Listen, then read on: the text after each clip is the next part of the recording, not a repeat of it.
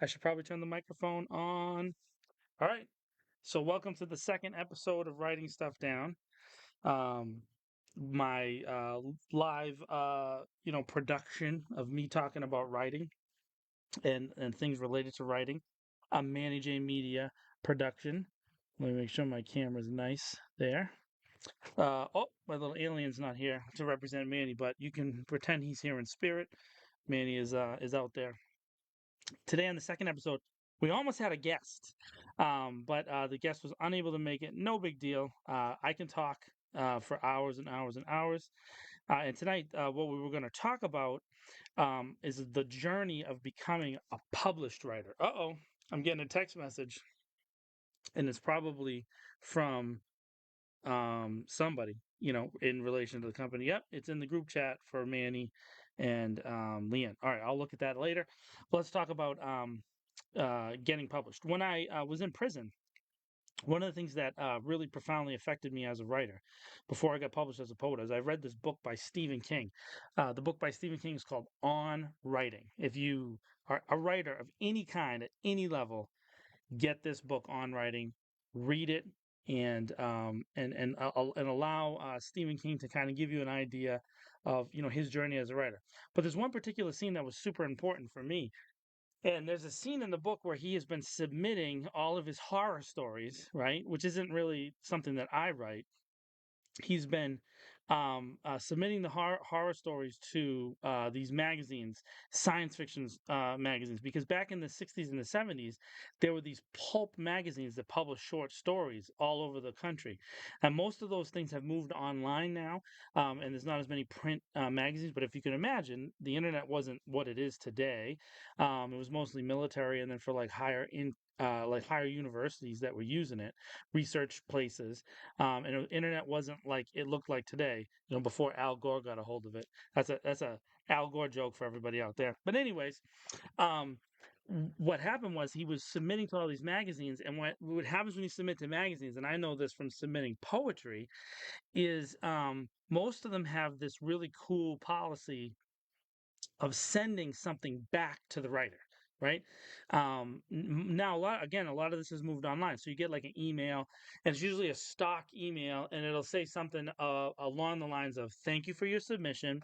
At this time, the editors or the editor have chosen not to use it for the submission, but thank you for your interest." And then usually it would have like subscribe to the magazine, or you can continue to submit at this time. Sometimes the magazines had these like timed uh submission periods, or maybe they had like a special issue, like a theme issue, like a Christmas issue or a Halloween issue, or maybe there was an election, it'd be an election issue, and you would submit during those times, but usually you would get rejected, and then they would try to sell you the magazine, right? Whatever the magazine was. And those small presses, those really small, like university presses out there, they actually are a massive resource for writers looking to get published. Specifically, if you just want to get published and get your name out there, you can send into these groups. There's a book that you can buy at Barnes and Noble called The Writers Market. There's also a digital version on there called The Writers Market, and they have a version of it called the Poets Market, and they have a version for almost every genre now. And what it does is it literally just lists addresses, emails, and physical addresses where you can send in your information, and get you uh, you know your uh, you to the editors, whoever the submission manager is. So, as I was submitting all these poems, I learned something about submission managers, right? So a lot of times at these small literary magazines, even in the olden times, in the 70s, the 80s, and the 90s, right? I guess the ancient times now, which is great for me. Um, those desks were usually manned by someone who was a like an intern or also an aspiring writer. Okay, so there's some things there, and they themselves may have submitted something, or they were involved in the selection of what poems would make the magazine, or in Stephen King's choice situation, what horror stories would make there. And my phone is going off as it always does. Just gotta turn it down. Takes 5 seconds, John. Um, and they would be in some ways competing with the other writers. So as your story was getting read, it was getting read by a writer who was judging your story against their own that they wanted published, and especially if is a bigger magazine, you would have like editors and assistant editors that were almost all writing or working writers in some capacity, and there was lots of different ways to do it. You could be a copy editor. That's someone who rereads copy. So copy being usually like a story that's generic, that's been changed out for the situation. You see a lot of those now under the Associated Press online. So if you look a story and you see that it's an AP story that has been shared by like a different newspaper, so like Telegram and Gazette, or in this case our friend This Week in Worcester, Tom Marino, he writes all his own original stuff. But if they shared a line from an AP thing, it would be a paragraph that usually described whatever the story was, and it would place it wherever the story happened. Like, so where the brawl happened in Alabama last week, it would say Alabama, and it would have a general description of the brawl, and then after that first paragraph, the copy, you would get the story written by the local author, right? And that's usually how articles got written in many newspapers in many situations for a long, long period of time. So copy editing, right? What that job really did back then was it made sure that they weren't too similar. Right. So, because nowadays you have a lot of plagiarism, you still had plagiarism back then. So, you would get like a small town newspaper writer who was like a star in his small town, right? But what he was doing, he was reading the New York Times, or he was reading the LA Times, or he's reading the London Times, or maybe the Boston Globe at the time, or the old Boston Herald and the older one when the Herald was a much bigger paper. And they were taking those stories and rewriting them for their local town because no one in that town read those newspapers because they were too far away. So the copy editor had to like look over that stuff and kind of get an idea, a grip on that kind of writing. So when you had someone in the position of dealing with submissions, poetry or horror or short stories of any kind, and I've submitted them all, right? What you would find is you would find that they had their own work that they wanted to get in there. And so often they would pick something different from their own writing to stand out. Okay. So say it was a poetry intern and you wrote and they wrote an ode, right? The submission coordinator wrote an ode. Well, they'd probably allow a lot of haikus in there, shorter poems, because the ode would stand out. Also, the ode would take up more space for the for the magazine. So, and then ode is this poem that's written usually to beautify something, right? So, like if we were to take my buddy this gnome right here, right? This guy's amazing, right? The yellow gnome, and we were to write an ode to the gnome, okay? And there's people out there who are watching this who know me that are immediately freaking out about this thing with the gnome, is that you would say things about the gnome that you like, and that's what an ode is about. There's also reverse odes where you would say things you don't like about the gnome.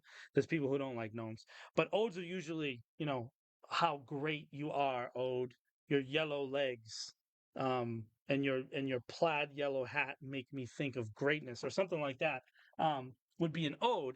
Then a shorter poem, right, a haiku, or some limericks, they would probably put those next to it, and it would make the ode pop because it was unique, right? This is a trick to get your own writing noticed. So then those same writers who are reading submissions for smaller magazines would then get published in their magazine that they were doing, and then they submit the same poem after a publishing period, which usually could be 6 months or a year, depending on how long an issue is. If it was a monthly magazine, it would only last 30 days or 60 days, and then they would go out and they would submit it to other places, right? Okay, so this is how they would do it. They would then be able to say, I got submitted by, and I'm going to just make this up, my buddy Matt Regan. He's an actor, a voiceover guy. He does PA work. He's a set dresser. He's all kinds of things out there. Maybe Matt's watching this show. I don't know. I can't tell. I'd have to look on Facebook to know if there's any comments. But Matty Regan out there, um, and we're going to call this magazine, this imaginary magazine, the Maddie Regan Chronicle, right? So Maddie Regan Chronicle, I would say to a bigger magazine, let's say the New York Times Magazine. Okay, so the New York Times Magazine is a much bigger magazine, and they also have poetry often, usually in a quarterly situation, right? So every 90 days or so, they would have poems, and they would have a poetry issue. So I would submit to the New York Times Magazine, and I would say, I was published in the Maddie Regan Chronicles. And then they would go, "Oh, wow, they were published in the Maddie Regan Chronicles, and they were published here and there and everywhere." So, thing is that we're really just passing around all of our stuff versus what happened to Stephen King. So, what Stephen King did was he legitimately submitted individual stories to each of these magazines, which is amazing. It's not just amazing, it's almost mind-boggling. So he was writing, some nonsensical amount of articles and stories every single month, and he was, sending out 20 to 30 to 40 of them a month. So we're talking about an article a day, and he's sending them out to 20, 30 magazines, and he's getting rejection slips. So the rejection slip, like I said at the beginning, usually says something like, thank you for your submission, the editors or we have or the editor have decided not to use it at this time, right? And then it has something blah blah blah, buy our magazine, buy our book, buy our this. Okay, so he had a nail in his office, so he put a nail up there, and he started hanging the slips on the nail. I've told this story to many people about how it inspired me. So I was in prison, right, in the hole, in solitary confinement, and I had this manila envelope, and I started submitting poems because of that book, and I would send out poem after poem after poem. At the very beginning, I was handwriting them on yellow legal pads, right?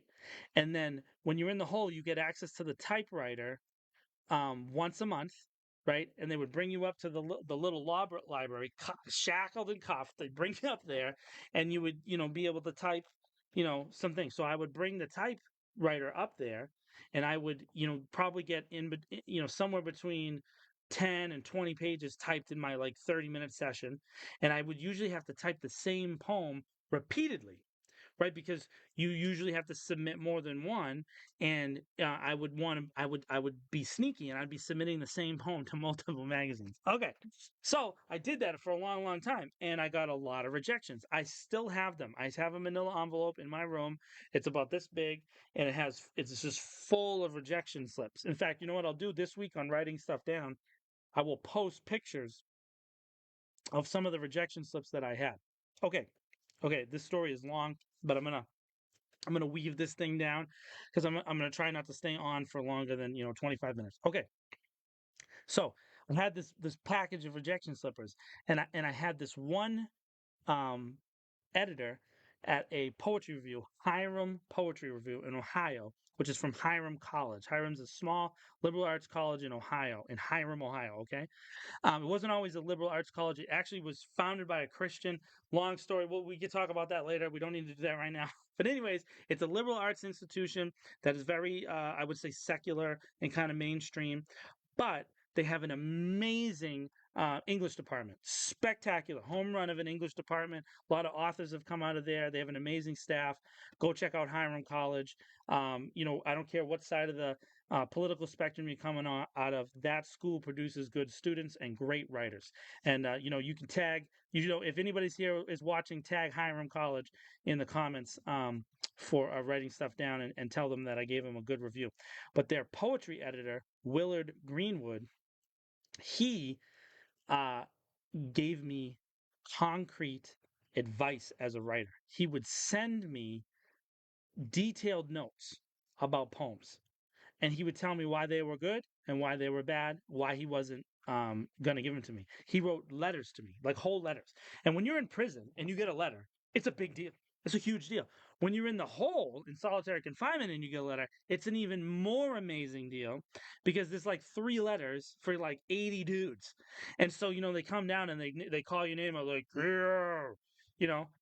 down the hallway, and then they have to walk. The guard has to walk it all the way down to your cell and hand you your letter. And because you're in solitary confinement, they have to check it to make sure that it doesn't have any weapons in it or nothing in there. So you have to open it in front of you, right, and then give it to you. So I would get. That's how I would get my rejection slips. And I started getting them all the time. So much so that there was a conspiracy theory in the jail about me getting all these letters. Not even kidding. That's a fact. I was getting these rejection slips all the time. And they were like, how come you getting so much letters, bro? And I had been divorced from my wife. So they were like, it didn't make any sense. No one was writing me. Who cares about you? You're basically you suck, John. Anyways, which is kind of funny. But I was getting these rejection slips. So the day came when I got this long letter from Willard. Right, he sent me this letter, this detailed letter about a poem I wrote, and the title of that poem is "So rude the flowers that grow, but do not grow beautiful," which is a line I cribbed. So I'll explain that in a second. I cribbed this line from a Charles Bukowski poem. Okay, what does cribbing mean? Cribbing means you take a line and you make it into a title or a key line in a poem or a book or a story, okay? But you got to give credit for it. If you don't give credit for it, see what I mean? So I give credit for it. So it was this is from this Charles Bukowski poem, and I give credit for it even now when people read that poem, which eventually became my first published poem. But the form that I wrote it in, the original form that I wrote it in, wasn't great. But apparently there was enough in it that Willard thought it was good.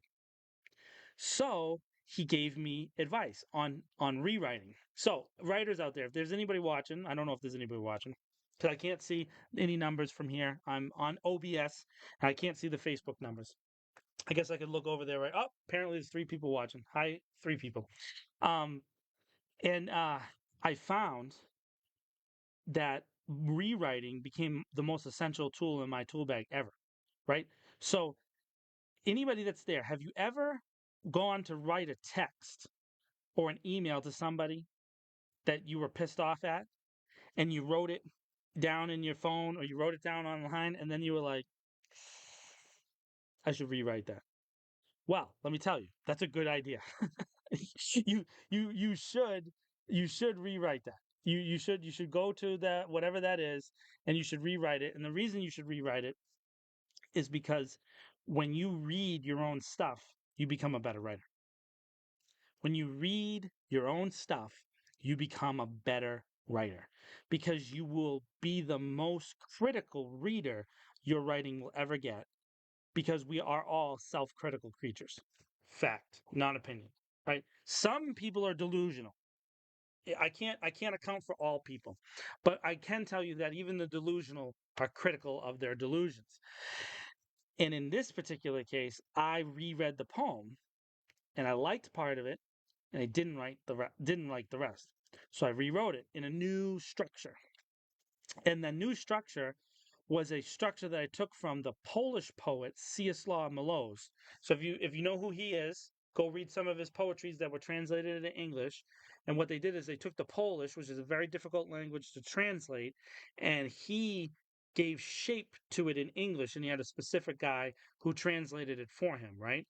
And the shape of those poems, the way that they're structured, rhyming wise, scheme wise, I took for myself, right? So I was reading the poems in Polish, something John does, and hearing the sounds of the Polish and the way he rhymed in Polish, and he didn't use what we know in society as line ending poems, which is technically a male rhyming scheme. That means that the last syllable of the last word sounds the same, right? So I went to the bathroom for a thing and I found in the bathroom my ring, right? So the last syllable is the rhyme. That's called a male rhyming scheme. Okay, there's another rhyming scheme called the feminine rhyming scheme. And for everybody out there, guess what? The feminine comes before the male.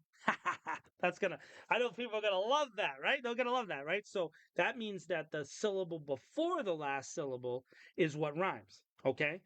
And in Polish, it sounds amazing. I'm not going to speak Polish for you right now because that's just going to annoy you.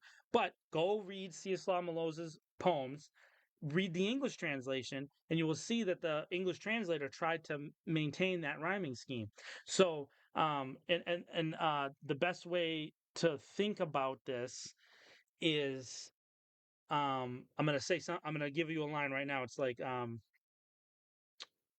my mother taught me a lot about threading, but she didn't prepare me for my wedding. So you see thread and wed, that's a feminine rhyme. Now in this particular case, the ing is also a male. So you have what's then you have a coupled rhyme, and that's a whole nother thing we can talk about later. But anyways, a feminine rhyme scheme is the sound ends on the end. So I took that, I really liked it, and I started to write with it.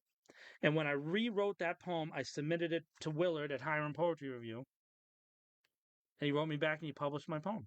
Not only did he publish my poem, he sent me copies of the physical book, and you can still go online and see my poem. In fact, actually, what I'll do is afterwards in this post, I'll put the link to Hiram Poetry Review's website where you can find my poem, and maybe I'll republish it here on after tonight, so you can get an idea of what poem I'm talking about. So that poem changed my way of thinking about me as a writer. I started to believe like, oh my God, I can actually do this. Well, like people read my stuff. And the reason I'm telling you this is that's the entire point of writing stuff down. Writing stuff down is an idea I've had for years. And it's because writers, and I'm not just talking about poem writers, poets. I'm not just talking about story writers or novelists or biographers. I'm talking about screenplay writers, skit writers, comedy writers, cartoonists, Jacob Barnes. When you're a writer, right, you are a primary creator in all of society. You write things that lead to other things, right? So often someone will write a story and then someone will read that story, and from your story they'll get an idea for a bigger story. They'll write a book, then a director will come along, read your book, and they'll write a screenplay based on your book, and then that'll become a movie, and then there'll be a kid in the audience that sees that movie in 1987 and gets inspired to start writing poems. Writing the words down inspires generations upon generations. So if you want to get your stuff published at writing stuff down, just send it to me. My email is right on the Facebook. Send it to me. I'll put it up there. There's already a bunch of writers that are writing here, anyways. We have Jacob Barnes regularly publishing his poetry here. Future superstar director. I put my own work on there. We have Jury Love, who's a newspaper writer, a producer, director. I'm actually working on a production with her next Thursday, and then the following week for a commercial. Sam Caprade, he is involved with the Dirty Gerund, which is a poetry group that meets at Ralph's Diner that Manny J Media is working with on a project. Um, and then other people as well. Leanne submitted a poem that's up on there. Um, Anybody, Alavea started, who is with Ali Mack, and I'm gonna say Nick's name wrong. uh, Iannacone LLC, which is a consulting firm that Manny J Media does some work with, and we've gotten some customers from. It's a community of people that I know, and I want to put your writing out there.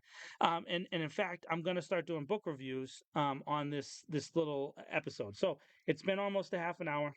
I came on late because I had to do a virus scan on Windows on my old laptop, after the Zoomy Zooms. So the Zoomy Zoom ended. I had to do a scan, and it took a little bit too long. I was also writing a crazy email to a potential sponsor for Manny J Media. But writers out there, if you want to be published and you want to have your work seen, it's only a small group, but we're starting to grow it, and you have access to a bigger community through all the different Manny J Media brands. Please send me your work, and I will totally publish it as much as I can. And so, you know the deal. Like, follow, share. It's going to be up on YouTube as well. That's what Writing Stuff Down is about. Go out and get those books I mentioned, On Writing by Stephen King. Go get yourself a collection of poems by Charles Bukowski. Get yourself a collection of poems by C.S.R. Mills, and and then I'm gonna go through a bunch of writers. Next week I'm gonna talk a little bit about Langston Hughes and some of the things that I have about him, and also I'm gonna talk about a Maya Angelou poem, and then maybe we're gonna do a book review next week. So thank you for tuning in. Those of you who did, I hope you're enjoying Writing Stuff Down, a Managed Media production where we talk about writing, and we're gonna look forward to having a bunch more people join the community to talk about writing with me. Have a great night.